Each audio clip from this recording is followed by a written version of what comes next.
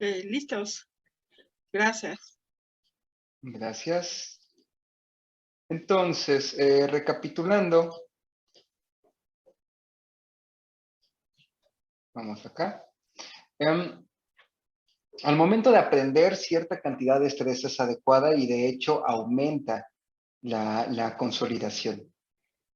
¿Qué pasa en eso? Estamos hablando de la adquisición. ¿Qué pasa en la evocación? Que es recuperar ese conocimiento para aplicarlo. Pues bueno, tenemos ya una muy buena idea de qué es lo que pasa. La cantidad de estrés, o más bien, el aumento en el estrés, disminuye la capacidad de evocación. Por eso es que un alumno está muy consciente de que sabe algo, durante el examen se le borra totalmente y ya 5 minutos después de 5 segundos, como aquí dice, después del examen, ya vuelve toda esa información. ¿Qué es lo que pasó? Lo más probable es que este alumno haya sido objeto de toda esta marea hormonal que durante la evaluación hizo que no pudiera evocar ese conocimiento. ¿Cómo podemos evitar esto? Porque además es muy importante durante las evaluaciones. No solamente desde el punto de vista numérico, para no regresar a lo que habíamos comentado y que nos enfocamos mucho en la parte sumativa de las evaluaciones, sino para realmente que yo evalúe algo y esté total y completamente seguro que eso es lo que estoy midiendo. Al fin y al cabo, yo hago las evaluaciones a mis alumnos para saber qué es lo que saben y qué es lo que les falta por saber, no para molestarlos. Y eso lo puedo usar también para tener en algún punto alguna escala de rendimiento.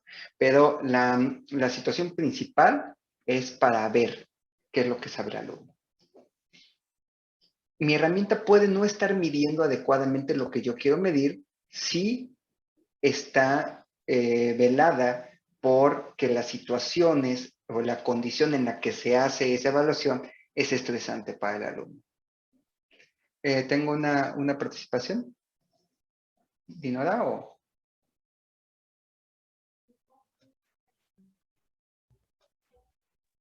No, yo creo que dejé mi mano, perdón. Ok, no hay problema.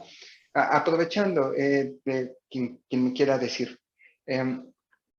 ¿cómo podrían ustedes disminuir el estrés en las evaluaciones? Para realmente ver que respondan bien o respondan mal por lo que saben y no porque están todos psicóticos. Elizabeth. Con trabajo continuo, Eso es, no concentrarlo en un momento en donde tienen que a lo mejor a veces les digo de explotar todo lo que traen dentro. Les digo que efectivamente la etimología de la palabra examen es sacar de la mente, no del examen de al lado, no de los compañeros, no de los, pero finalmente se tiene que evaluar el aprendizaje y el aprovechamiento, pues entonces de manera continua. acostumbrar al alumno justamente. O sea, si tú en lo que dura tu bloque o tu curso, solamente haces una evaluación y cargas todo eso ahí, va a ser nuevo el asunto para el alumno. No sabe cómo está la evaluación, no sabe cómo la haces. Entonces, eso puede jugar un papel muy importante. ¿Cómo podemos disminuir el impacto de esto? Acostumbrándolo a esa situación estresante, acostumbrándolo a cómo va a ser la evaluación, cómo va a ser el examen, cómo va a ser el ejercicio, para que llegue a un punto en el que ese está acostumbrado, disminuya estrés y entonces pueda responder adecuadamente. Ahora sí quiero hablar. También, Adelante. aparte de la evaluación continua, constante, verificativa, también creo que es importante no castigar el error o el desvío, sino ver, o sea, cambiar el discurso con respecto a esto y ver que los errores pues son parte del proceso, ¿no? Exactamente, eso es muy buen punto también. Disminuir la carga negativa de lo que significa la evaluación. Sí, yo recuerdo a una profesora que tenía muy buenas intenciones en cuestión de, ella sentaba a sus alumnos dependiendo de su rendimiento. Entonces, los que les había ido peor en el examen los sentaba hasta adelante. Y a los que les había ido mejor los sentaba hacia atrás. Hasta atrás. Esto estamos hablando de licenciatura ya. Aparte que tenía una cuestión muy, muy curiosa que ¿cómo hacía? Tenía un oso de peluche y era el oso de la vergüenza. Entonces, el alumno que peor lo hubiera ido en el examen tenía que cargar ese oso. Y realmente yo la conocí muy bien, luego fui su pasante y aprendí a dar clase con ella en buena medida. Y no era su intención, pero ella creyó que era algo lúdico y que podía ser una forma gentil de aproximarse al alumno para incentivarlo a ir más allá de su estudio para no estar en esos lugares de hasta adelante o no llevarse al oso.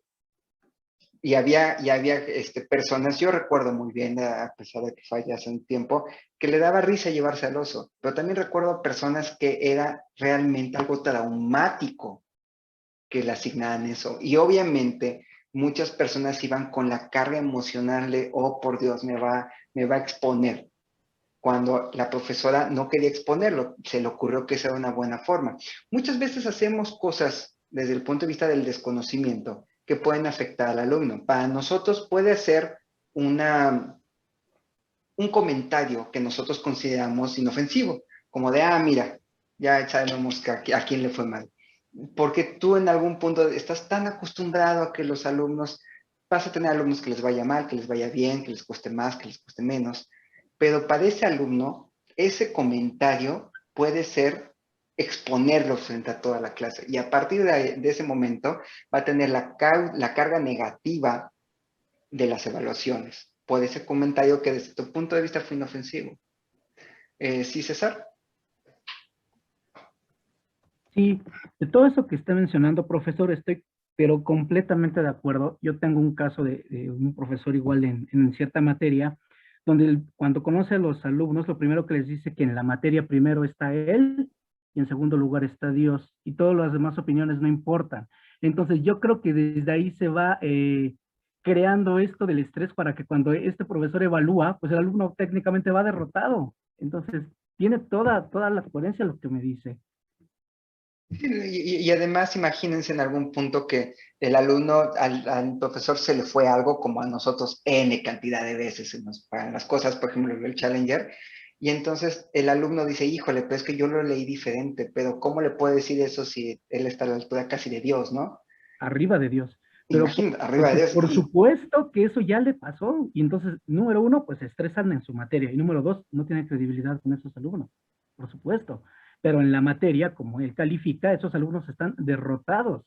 Y obviamente habrá quien, pues sí le cree y dice, no, jamás voy a estar a su nivel, ¿no? Por decirlo algo así. Entonces, eso que mencionan profesores del estrés, de que nosotros como docentes le metemos al alumno, inclusive tal vez sin querer o no lo sé.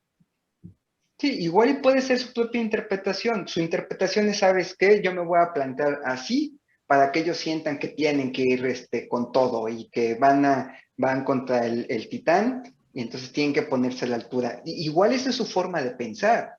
O sea, les está diciendo, no tienen que hacerle así para que vayan y se pongan a la altura de mí y le echen con todo. Pero hay mucha gente que no lo ve así. La forma en la que nosotros lo vemos no quiere decir que los demás lo vean. Y como lo comenta, o sea, una de las peores situaciones que podemos tener con los alumnos es que se sientan derrotados. Por eso es muy importante desde el punto de vista de este curso, empoderar al alumno, a nosotros como alumnos, como profesores y también a nuestros alumnos. ¿Por qué? Porque si el alumno está consciente de que puede mejorar su estudio, entonces ya no se queda con la idea de, no, soy tonto, o no, esta materia nunca lo voy a entender. No, o sea, la forma en la que tú estudias puede mejorar, la forma en la que tú aprendes puede mejorar. Eso le da herramientas, pero sobre todo le da poder para seguirlo intentando. Si estás derrotado desde el principio, ya no vas a ir por más. Estoy de acuerdo. Cecilia. Pero finalmente, doctor, nosotros siempre sometemos al alumno a un estrés traumático porque los evaluamos y esa calificación es obligatoria para nosotros. Nosotros no podemos dejar de estresarlos y ponerles a todos 10 para que no se estresen. De hecho, pues siempre los vamos a meter en shock. Tal vez con diferentes actividades. Perdón que interrumpa, perdón. No, adelante. Tal vez con actividades que tengan que ver con proyectos, con trabajo colaborativo, para que haya menos estrés. Un diseño de actividades que tenga que ver con investigación en equipos. Entonces, se disminuye bastante el estrés. Ya era todo, profe. No, muchas gracias. Pues sí ocupa uno todo eso, pero finalmente la calificación, pues es estresante. Y ahora no sé cómo quitar la manita. No se preocupe. ¿Cómo la quito la manita? Ahorita la bajamos. Aquí está, ya. Gracias. Muchas gracias, ¿no? Ambas opiniones. Estoy de acuerdo. Hay que ver 2 puntos. El primero, su calificación es estresante y que no estoy de acuerdo con eso. Quiero que quede muy puntual que yo no estoy diciendo que se le ponga 10 a todos, para nada, porque eso pues puede decir, no, yo no me voy a estresar. Un profesor en el posgrado tuvo a bien hacer eso, dijo, a mí no me interesan las calificaciones, todos tienen 10. Tampoco se puede hacer eso. ¿Por qué? Porque en ambos casos yo no estoy entendiendo realmente para qué me sirve mi evaluación. Porque la evaluación tiene que ser una herramienta para discernir qué sabe el alumno y qué no. Y lo que yo propongo es que la parte de la calificación se trabaje y se tiene que trabajar mucho para verlo como algo secundario. ¿A qué voy con esto? Si tú vendes es difícil, pero si tú le vendes la idea al alumno que la evaluación es importante para saber, para que realmente estudie, sepa qué le falta, qué domina, todo eso, el alumno se enfoca a aprender. Y tú así como por debajo de la mesa, haces una evaluación. Entonces el alumno dice, ok, yo tengo que saber esto. Y la calificación va a ser un producto secundario. Y entonces tu calificación va a reflejar lo que el alumno sepa si la evaluación está bien hecha. Y esa evaluación la puedes transformar en algo sumativo y usarlo porque a nosotros también nos piden esa evaluación. Es un hecho, nos lo piden. Hay que hacerla. Y chocamos con la idea de decirle al alumno, sabes que a mí no me importa la calificación. Y como le hicieron a este profesor que tuve en posgrado, que le dijeron, no, tú tienes que evaluar porque tienes un chorro de cosas administrativas y tienes que decir por qué les pones la calificación. No, es claro que tenemos que evaluar, pero es muy diferente a que nosotros nos enfoquemos 100% a decir, ese número es lo que tú eres y es lo que tú representas. A decir, ok, vas a aprender, yo voy a hacer un muy buen instrumento de evaluación que aparte de que aprendas, te va a arrojar una calificación que te va a decir qué tanto te falta y qué tanto ya sabes. Martín. Sí, mira, me quedé pensando en lo que una compañera dijo de poder equivocarnos y de aprender de nuestros errores. En la carrera de biología de la FES Iztacala hay un plan de tipo modular. Se supone que son asignaturas, pero hay una materia que se llama Laboratorio de Investigación Científica, donde los chicos arman sus proyectos. Yo trabajo en uno de esos módulos. Pero lo más importante del caso, o lo más bonito de la situación, es que en 7º y 8º semestre, los chicos se integran a un proyecto, a un laboratorio, no como tesistas, porque pues aún les faltan créditos, pero sí como parte de su servicio social y para que vayan integrándose a un laboratorio y para que vayan viendo si les satisface eso para dedicarse. ¿Y qué crees? Que muchos de esos chicos te dan sorpresas? Porque a mí me ha tocado que cuando los tengo en el curso normal, son medio flojos, medio que ahí van, medio que hacen y no hacen. Y luego llegan a pedirte estar contigo y de principio dices, híjole, pero es que es medio flojo. Lo aceptas. Y ves que al estar de una manera, digamos, pues no sé, más artesanal, más cercana, más individualizada, porque no tienes 30 o 40 caníbales, sino 1 o 2, Es una experiencia totalmente diferente y ellos le echan mucho más ganas a veces, la mayoría de las veces, que de las que le echaban el curso normal que les diste hace un año. No sé si esto sea porque se disminuye el estrés, o sea porque, como decían, tienes derecho a equivocarte, es decir, por ejemplo, yo los pongo a hacer, lo primero que los pongo a hacer en mi laboratorio cuando están es una curva de Lowry, el famosísimo y caballito de batalla y estándar Lowry. ¿Le sale mal? No te preocupes, mañana lo vuelves a hacer. No, mañana, y no, hay quien le ha hecho a la octava, novena que le sale bien, pero vieras que después de que le sale bien, parece que se ganaron el Nobel. En serio, tienen una contentura y una alegría que tú dices, bueno, si cuando estaba conmigo en el curso hace 2 años, hacía como que hacía y medio hacía y lo hacía todo mal. Bueno, es una vivencia y sí, ahorita que estaba hablando de eso me puse a pensar, ¿no será que se le disminuye un poco o mucho el estrés?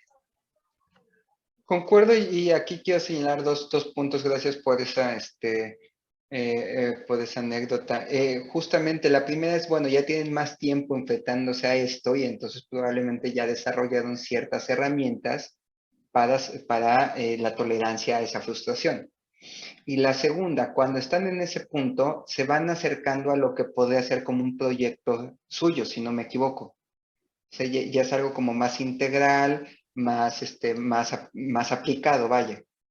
Efectivamente, porque el propósito es que no nada más que lleguen a ver cómo trabajas y aprender la URI o Bradford, sino que elaboren en un proyecto de investigación. Obviamente no puedes comparar un proyecto de investigación de maestría o doctorado con uno que van a hacer unos chavitos de 21 años que ni han tenido la carrera, pero por algo se empieza, ¿no? No, y además es muy importante, justamente porque ahí a eso iba, justamente ese proyecto ya es suyo. O sea, ya lo que tú hagas o no hagas ya es determinante para tu proyecto. Por lo tanto, tiene que ver con están más motivados a salir adelante ese proyecto. Antes puedes decir, sí, la determinación de proteínas es así, así, así, y se obtiene color porque... Y se los empiezas a decir y les puedes dar toda una clase de Lodi, por ejemplo, del método, y no te van a pelar. Si les dices, ok, lo vas a hacer, y si no te sale, tienes que buscar por qué no te sale, porque es algo que tú tienes que entregar, o sea, es algo tuyo que tú vas a desarrollar. Pero además Entonces, te por sirve para eso, que veas la actividad enzimática de claro, fulanita enzima en diabetes o en hipertensión. Ah, caray, como que lo ven desde otra perspectiva. ya tiene un uso. Entonces, Ándale. ya nada más bien, ya no es nada más un dato que un profesor está dando porque tiene que dar su materia. Es algo que a ellos les va a funcionar. Estoy de acuerdo. Y Elizabeth, pues tienes que emitir una ah, calificación a final de semestre. claro. No, sí, siempre se tiene que evaluar. Sí, sí, sí. Gracias. Yo creo Gracias. que también hay quien como profesor disfruta verse amenazante. La forma en la que impone una calificación. A mí me gusta que si se equivocan, yo les digo, se vale equivocar, no se vale permanecer en la ignorancia. Si a partir de un conocimiento hubo algún error, ¿por qué te equivocaste? Creo que eso le doy más peso al examen mismo y ni siquiera tendría que haber examen en una forma de evaluación. O sea, a lo mejor la palabra misma, a veces les digo que voy a hacer, que no voy a hacer un examen, sino que voy a hacer un ejercicio de valoración de conocimientos. Y si les suelto con valor numérico y me dicen, se trata de examen. Pues sí, pero la sola palabra les intimida, entonces se las quito. Puede omitirse con un trabajo, puede omitirse de mil maneras, pero sí quiero señalar el hecho de que podemos ser tan amenazantes como nosotros nos propongamos o tan amigables como nosotros nos propongamos, y en esta última obtenemos mejores resultados que en la otra postura. Justamente, muchas gracias. Y no es algo fácil de hacer porque nosotros también somos seres humanos y muchas veces nosotros lo hacemos como mecanismo de defensa.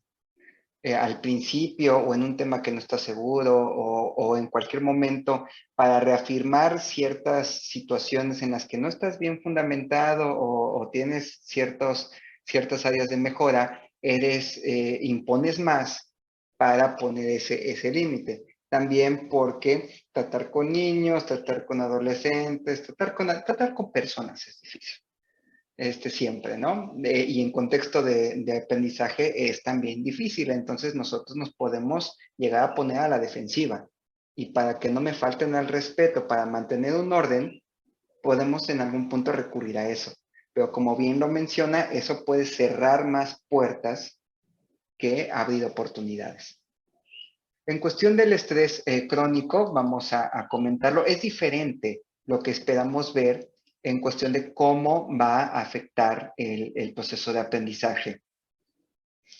Entonces, el estrés crónico se define como un estrés que tiene un periodo prolongado de duración. Estamos hablando de semanas o meses. ¿Qué pasa con el estrés crónico? El estrés crónico, así como vimos estrés agudo, la hormona más importante es la adrenalina. En el estrés crónico, la mayor cantidad de efectos sobre el aprendizaje se va a dar por esta hormona que es el cortisol. El cortisol es importante porque regula varios procesos, pero particularmente los movimientos circádicos o los ciclos circadianos. ¿Qué quiere decir esto? Que regula el metabolismo y nuestra respuesta también a diferentes situaciones dependiendo de la hora del día. Nuestro metabolismo baja mientras estamos transcurriendo el día. Al momento que nosotros descansamos durante el sueño también se baja el metabolismo basal.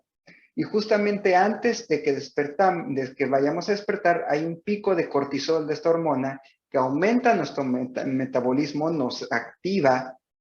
Por eso es una hormona que está asociada al estrés, porque va a haber un cambio, entonces nos activa para poder no empezar de cero. O sea, si no hubiera este pico de cortisol, nos tardaríamos aún más en levantarnos de la cama. ¿Por qué? Porque sería como reinicia todos los sistemas poco a poco y ahora sí, arrancamos, ¿no? El pico de cortisol disminuye ese periodo de arrancar al tener un pico en la madrugada, entre 2, 4 de la mañana, para que a eso de las 6 de la mañana, en un horario de una persona decente que obviamente no da clases o tiene cantidad de grupos, que tiene ciclos normales de sueño y de vigilia, se levante como 6 de la mañana y entonces ya vaya poco a poco. Y luego volvemos a empezar. Entonces, ¿qué pasa con el estrés crónico? Tenemos un nivel normal de resistencia. Digamos que este es nuestro buffer, nuestro amortiguador en cuestión de resistencia de todos los cambios que hay en nuestro entorno. Baja esto en una situación de estrés. En respuesta, nosotros consumimos. Esto tiene que ver con un término que se acuñó, me parece, no recuerdo bien, en los 80s, me parece que es el término de alostasis. El término mayormente conocido es homeostasis, que quiere decir la forma en la que tú te mantienes en cierto equilibrio dinámico respondiendo a tu medio, siempre en parámetros. Por ejemplo, la cantidad de glucosa, de azúcar en la sangre, que la tenemos en un parámetro. Cuando estamos en ayuno, baja, pero siempre se mantiene en el rango normal bajo. ¿Por qué? Porque nuestro hígado, por ejemplo, libera glucosa para que no nos vayamos más allá de ese nivel. Después de comer, se va al límite alto, pero siempre está en el límite normal, en lo que la insulina hace que baje la cantidad de glucosa en sangre. Estamos hablando de este parámetro homeostático. Un término en cuestión de la resistencia tiene que ver más con la alostasis. La alostasis es la reserva que tenemos en cuestión de lo que tú quieras, reserva, por ejemplo, emocional, reserva energética, lo que tú quieras, para mantenerme en ese rango normal. Vean cómo en este punto el efecto del estrés agudo baja esas defensas, por decirlo, esa cantidad que tengo de resistencia alostática. Luego se acaba el estrés y entonces tiene que haber un aumento de estas barreras o de estas situaciones que uso para contender a todas estas situaciones estresantes. Y luego tengo que regresar a mi nivel normal. ¿Para qué? Para que cuando vuelva a haber otra situación de estrés agudo, pueda tener el mismo comportamiento. Si me bajonea, lo resuelvo y vuelvo a subir. ¿Qué pasa cuando el estrés es crónico? Agoto estas barreras. Entonces, la menor cantidad de estrés suscita una situación terrible en mí. Pongan ustedes el ejemplo clásico, un estudiante que dices, es que ¿cómo es posible que le estrese tantísimo que pasó a exponer y hasta se puso a llorar? Porque a todos nos ha pasado, hemos tenido estudiantes así. ¿Por qué? Bueno, porque tú no sabes si esa persona en casa, por ejemplo, sufre de violencia y se burlan de cualquier comentario que hace. Se agotaron su resistencia. Tanto así que si tú, por ejemplo, dices, ¿estás seguro? Y está exponiendo, se viene para abajo, se derrumba. Y eso es por el estrés crónico. Estudiantes que dices, es que, ¿por qué nada más es un examen? Bueno, si nada más es un examen para ti como profesor, pero tú no sabes si esa es la 5ª vez en la semana que el alumno se enfrentó a una evaluación y la reprobó. O el simple hecho de que no te pueda responder una pregunta.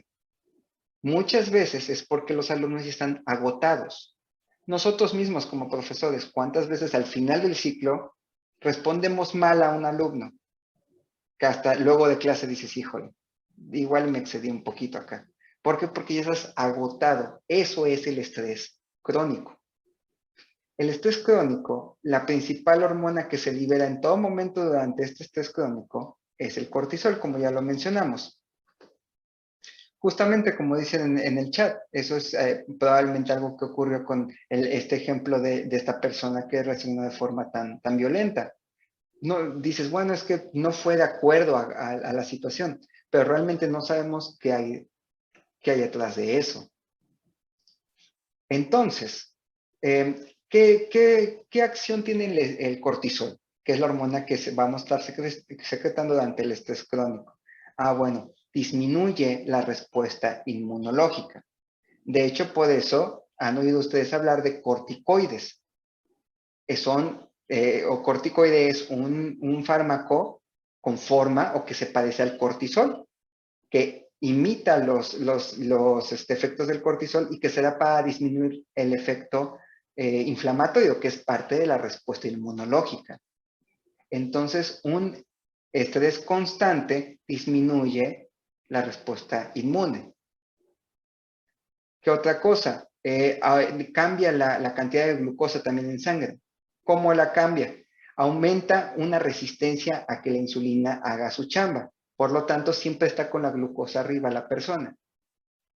Es por eso que el estrés crónico te sube de peso, como habíamos comentado. Cambios en la neuroquímica. Disminuye la secreción, por ejemplo, la producción de serotonina. Nuestro humor cambia. Tenemos problemas con el sueño. Somos más susceptibles a trastornos de ansiedad y depresión también. Disminuye también la cantidad de dopamina. La motivación, que depende de dopamina, disminuye. La sensación de placer también disminuye. Por eso el estrés crónico afecta la vida personal de cualquier persona, en particular nuestros alumnos. Por eso hay que ver a los alumnos como personas. Porque si tú dices, ok, ¿qué pasa con el alumno que empieza a tener estrés crónico? Ah, pues tiene todas estas situaciones cognitivas disminuidas, le va peor en la escuela, se estresa más el alumno y ¿qué hace? Pues trata de estudiar más porque no puede entender. Y entonces para estudiar más deja de hacer cosas que le dan placer. Deja de convivir con la familia, se concentra menos porque además tiene ansiedad. Entonces, lo que antes aprendía leyendo media hora, ahora le tarda 1:30. Y eso, como seguramente se van dando cuenta, es un círculo vicioso. Eso hablando de lo que causa el alumno en la escuela. ¿Qué le causa de forma fisiológica? Tanto a ellos como a nosotros. Aumenta la presión arterial, aumenta la adhesión, las placas de las arterias. O sea, si nuestras arterias se van haciendo rígidas con la edad, pues si nos la pasamos con estrés crónico, la rigidez aumenta. Aumenta los depósitos de grasa, sobre todo la más peligrosa, que es la grasa abdominal. Y aumenta la incidencia o el riesgo de eventos vasculares cerebrales y de ataques o infartos cardíacos. ¿De acuerdo? Entonces, el cortisol tiene muchísimos efectos a muchos niveles, como lo vimos con la adrenalina, pero estos son crónicos, por lo tanto, son efectos mucho más severos. Tiene una forma de secreción muy similar después de que se interpreta una situación de estrés constante. Esto echa a andar este eje que ya habíamos visto, que va a terminar con la activación de la glándula suprarrenal, en este caso la parte cortical, que va a producir cortisol. Vean cómo tenemos receptores de cortisol, o más bien para el cortisol, en todo el cerebro. Este es un cerebro de un murino, de un ratón, pero más o menos en nuestro cerebro es muy similar. La distribución de los receptores es básicamente en todo el cerebro.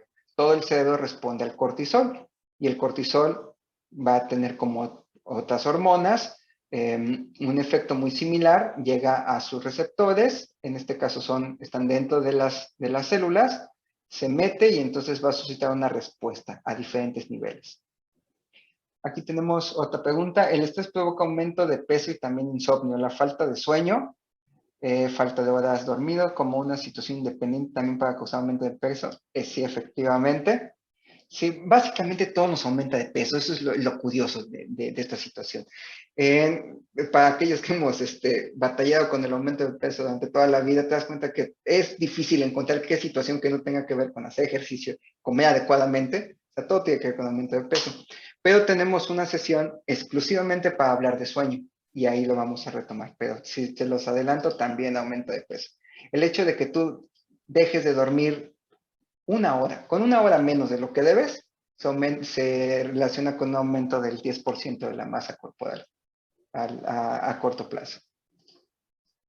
Una hora, para que se den una idea. Ok, esto es muy similar, hablando del eje. Quiero llegar a la parte, del estrés. Entonces, el estrés hace que se liberen diferentes glucocorticoides, bueno, cortisol particularmente vamos a hablar, y el cortisol tiene efectos sobre el hipocampo, sobre la amígdala también. Entonces, modula la forma en la que aprendemos. De hecho, aquí hay estudios donde se les ha dado a pacientes glucocorticoides, pero no solamente para ver el efecto en el aprendizaje. ¿En qué situaciones, o ustedes tienen una idea en nuestros alumnos, en qué momento podemos tener un alumno que si se les da cortisol para alguna situación, tenga que ver eso con que no aprenda adecuadamente? ¿Alguien tiene alguna idea que si hay alguna enfermedad o ha tenido algún alumno que tenga algún padecimiento donde tenga que estar tomando glucocorticoides? ¿Martín? No, ¿No? no. ¿Por ahí el micrófono prendido? Por ejemplo, pacientes que tienen asma, el manejo es con glucocorticoides. En pacientes que tienen lupus, por ejemplo, también, el manejo es con estas situaciones. Entonces, puede haber ciertas situaciones donde la persona toma un medicamento y eso puede disminuir el aprendizaje. Ojo, no quiere decir que dejen de aprender y que digas, no, tengo un alumno con asma, eso fue, que tomaba medicamento y por eso no me hacía caso. No, pero sí hay que tenerlo en cuenta. Hay que tener en cuenta que hay ciertas situaciones que pueden disminuir el aprendizaje. ¿Por qué? Porque de lo mismo, el cortisol es importante como un estresor, una molécula, una hormona del estrés para fomentar el aprendizaje, para ver qué cosa es realmente importante. Pero volvemos a lo mismo. Si es crónico la situación, entonces eso disminuye muchas circunstancias del aprendizaje, entre ellas la atención. Y si disminuye la atención, disminuye la capacidad del alumno para captar estímulos y por lo tanto para aprender. ¿Elizabeth? Sí, en el caso de una alumna que con asma lo usa porque va a exponer, ¿el efecto es inmediato o estaba condicionada mentalmente a que era lo que necesitaba para un mejor rendimiento? Es una situación interesante. Pueden ser ambas, pueden ser ambas. Puede ser como parte de un tipo de ritual que tenga la persona que le da seguridad y entonces ya está acostumbrada a tomar, a ponerse, por ejemplo, salbutamol, que es lo más común, ¿no? Pero también el salbutamol tiene otros efectos, que de hecho puede aumentar la frecuencia cardíaca. Entonces, sí puede haber cierta respuesta fisiológica que esa persona ya asocia al hecho de presentar una evaluación o presentar una exposición y eso le da seguridad. El salbutamol, por otra parte, también actúa bastante rápido. Estamos hablando de segundos, minutos. Entonces, no se puede descartar que haya sido un efecto real, pero sí pueden ser ambos. En cuestión del estrés crónico, sí, aquí les muestro uno de los experimentos que se ha hecho al respecto con ratones. Se les da cortisol a ratones durante semanas y tienen un mal desempeño en este que es el laberinto radial. Aquí se pone al ratón en medio y se pone un premio en los diferentes brazos del laberinto. Se le enseña dónde está ese premio y luego al ratón se le deja en el centro del laberinto y por lo general, si el ratón aprendió, lo que va a hacer es ir a los brazos que él ya sabe, que recuerda que tiene el premio y ya no se pierde en los que no tiene premio. Si el ratón fue tratado durante 2 semanas con cortisol, falla el 50% de las veces que va a buscar, porque no logra recordar dónde está el premio. Esto sin duda con ratones y tiene que ver con situaciones espaciales, de memoria espacial, pero es un antecedente importante. Esto se ha visto también en pacientes que toman corticoides, se los mencioné. Se hizo un estudio donde se comparó un paciente, por ejemplo, que tomaba cortisol como parte de pacientes que tomaban cortisol como parte de un estudio, por una patología se les sometió a estudio y se vio que realmente tenían menor capacidad para recordar fotografías, por ejemplo, comparados con pacientes que tenían la misma patología que no tomaban cortisol. Vean cómo solamente para ir resumiendo ya para el final de nuestra sesión, el estrés es importante en ciertas partes del proceso.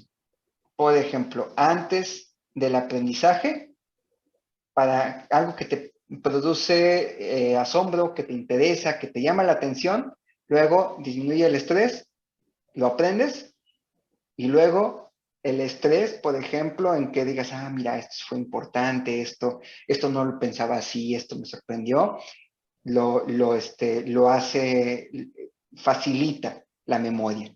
Luego tu consolidación durante el sueño, que vamos a ver en otra sesión, y luego la evocación sin estrés. Ok, esto es lo ideal.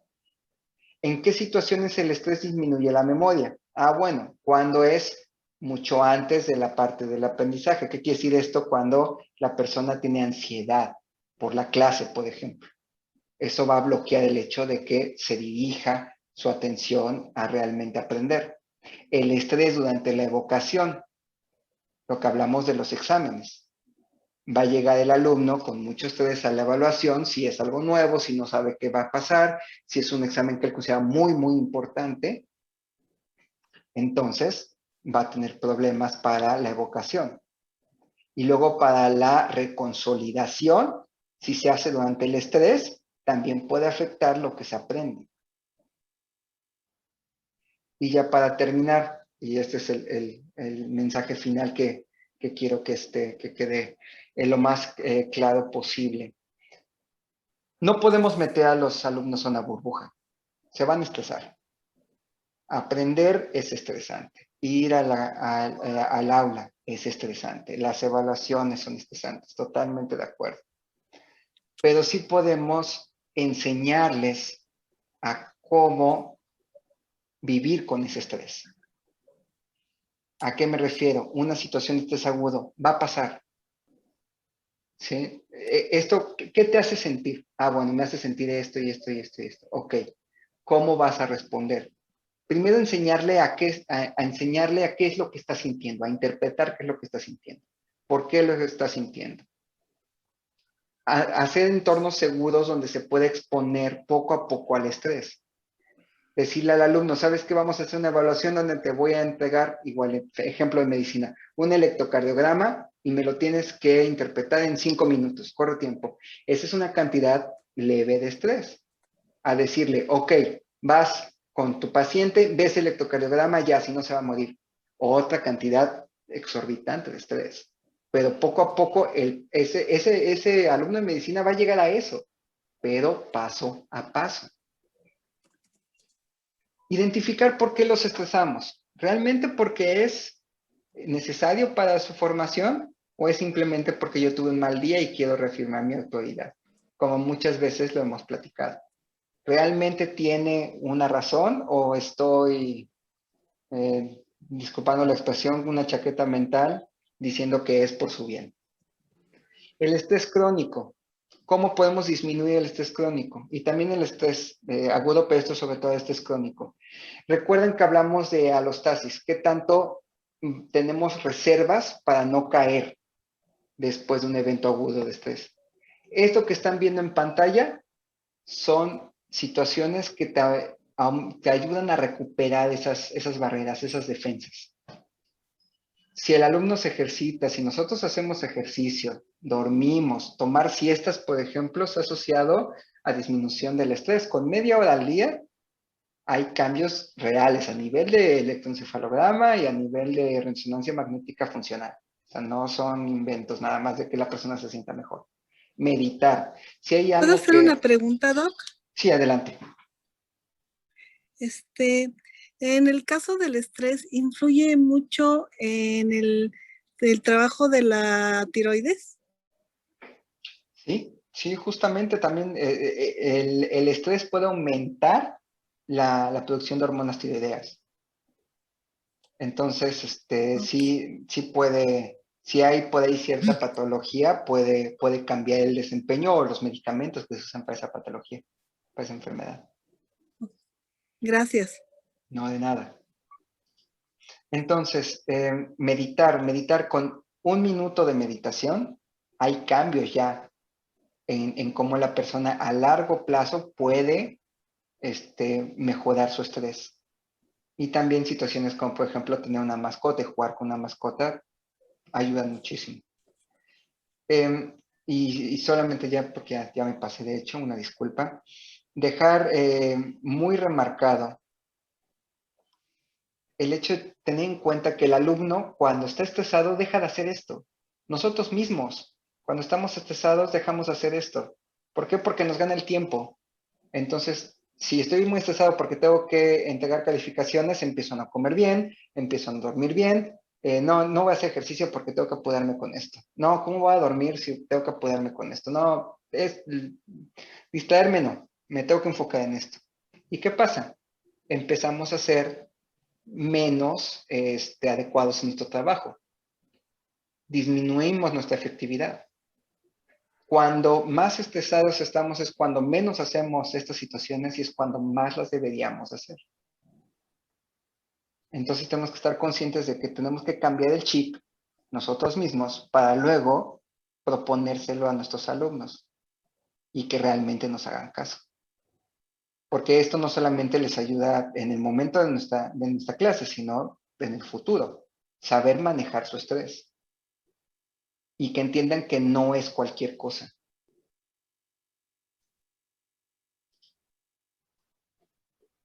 Muy bien. Igual, como siempre, por cuestión de tiempo, lo vamos a dejar ahí. De todos modos, si hay preguntas, las pueden mandar por el correo, pueden ponerlas en el chat y la siguiente clase las podemos resolver. Cualquier duda también, si algunas cosas se van muy rápido, si quisieran que veamos puntualmente alguna situación, con toda la confianza, coméntenlo y lo podemos revisar. Ok. Muchas gracias, doctor. Muchas gracias. Muchas Hasta gracias a luego ustedes. Cualquier cosa, por aquí andamos y voy en el live a más tarde el viernes, pues jueves, mañana es viernes. No, entonces sábado. Más tarde el sábado les subo la clase ya editada, la presentación y también un par de lecturas. Gracias, profesor. Muchas gracias. Gracias a ustedes, que estén Que muy bien. tengan buen fin Nos de vemos el semana. martes. Gracias. Muy buen fin de semana. Cuídense. Que estén muy bien. Bye. Hasta Bye. luego, que estén muy bien. Muchas gracias. A ustedes. Hasta luego. Hasta luego.